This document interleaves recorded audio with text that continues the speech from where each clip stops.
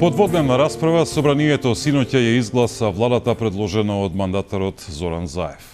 За владата гласа 62 пратеника, 51 беа против, а воздржани немаше. Дводневната седница помина во дискусии на Заев и пратениците од мнозинството дека владата ќе работи на решавање на сите проблеми во Македонија, од здравствената криза предизвикана од COVID-19 до економскиот раст на земјава, владењето на правото и борбата против корупцијата. Пораката на опозицијските пратеници беше дека новата влада на СДСМ и ДУИ ќе биде со најкус рок на траење досега, а за од наесен најавија масовни протести. Сена се без изненадување, владата ги доби гласовите што ги планираше, 62, макар што за да се стигне до оваа бројка беше потребно да се извади од изолација и да се донесе во собранието пратеник на ДУИ сомнителен на коронавирусот. Повеќе детали за изборот на новата македонска влада слушаме од Мери Ѓорѓиевска. Мери, повели. Така е, Лаза, како што каже во самата најава, со 62 гласа за беше изгласана новата влада предводена од мандатарот Зоран Заев, кој што ќе раководи со владата како што е предвидено околу 3 години. И нешта последните студена ќе припаднат на премиер на предлог од интегративците. Како што веќе и ти спомена, за текот на денешниот ден се најавени средби, а дел од тие средби веќе се реализираа за примопредавање на функцијата од Оливер Спасовски, кој што беше досега технички премиер на Зоран Заев, кој што ќе раководи со извршната власт, односно со владата на Република Македонија, а за во 12 часот или нешто по 12 часот предвидена е и средба на мандатарот Зоран Заев и членовите на новата влада со претседателот на државата Стево Пандаровски. Таа средба ќе се одржи во Вила Водно, односно во канцеларијата, односно во кабинетот на претседателот Пендаровски. А она што е интересно е тоа што можеби веќе е добро познато дека Зоран Заев повторно е во коалиција со Али Ахмети, односно СДСМ и ДУИ веќе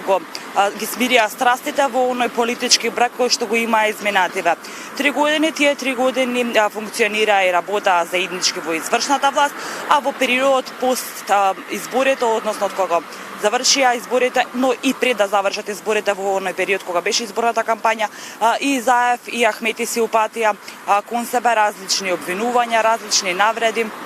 и клевети од тоа кој колку раки пие, до тоа кој станал бок од долгото владење, кој треба да замине во опозиција и слично. Меѓутоа, по се изгледа се поважни оние функционерски, директорски, министерски фотели, па Заев и Ахмети си пружија рака и повторно решија да бидат заедно во оваа коалиција која што има коалицијата Можеме заедно со интегративците, а дека тие се заедно и дека се смирени и дека иако си упатија навреди, сепак тоа беше речиси можеби да се каже и шоу програма за јавноста, а тие заедно веќе си планирале што да прават, покажува и изјавата која ја дадоа вчера по завршувањето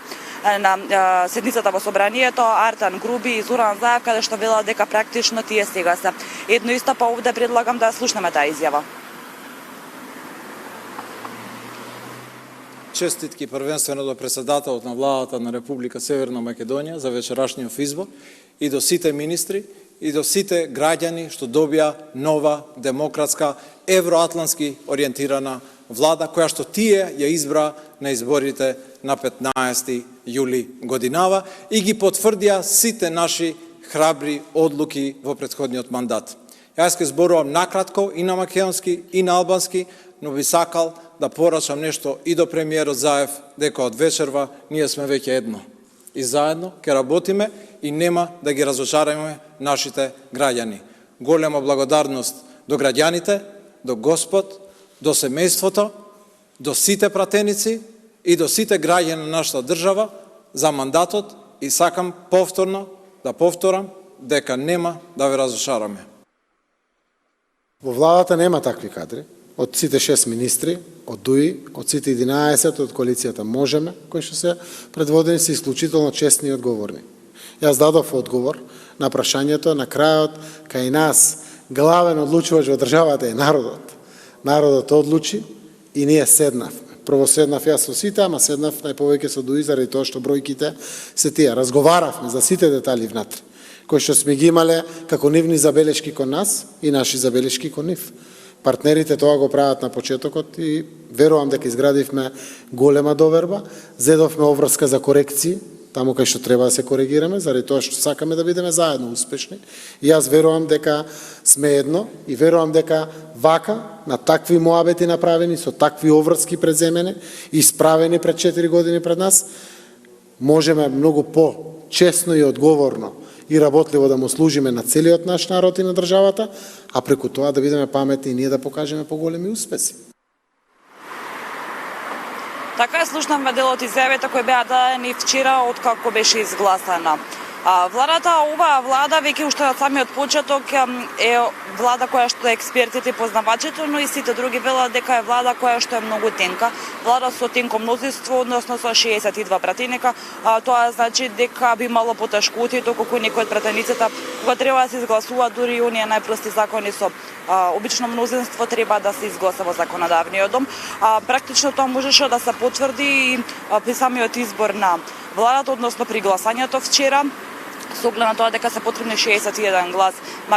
минимум за да се изгласа владата, а според информациите во јавноста еден од пратениците кои што се представници на интегративците, односно на партијата на Али Ахмети, бил во самоизолација и вчера не беше целиот ден присутен на онаа расправа која што беше во собранието, а во текот на вечерта тој беше донесен, како што се пишуваат медиумите, тој беше донесен во собранието и беше ставен во посебна просторија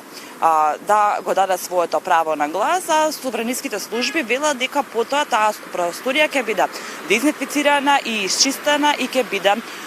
сосема безбедно и дека тие го оправдуваат овој чекор што така одлучиле за еден од пратениците да дојде во собранието, иако е во изолација. Се уште нема информации дали е позитивен или негативен на COVID-19, меѓутоа се знае дека е во изолација и тој пратеник дошол во собранието и го дал својот глас предводен дал својот глас, извинувам, за коалицијата предводена од Зоран Заев, а во неа, како што веќе кажав, се дел и односно се партијата на Али Ахмети и дуи социјалните мрежи буквално вријат после тој чекор, се пишуваат фејсбук статуси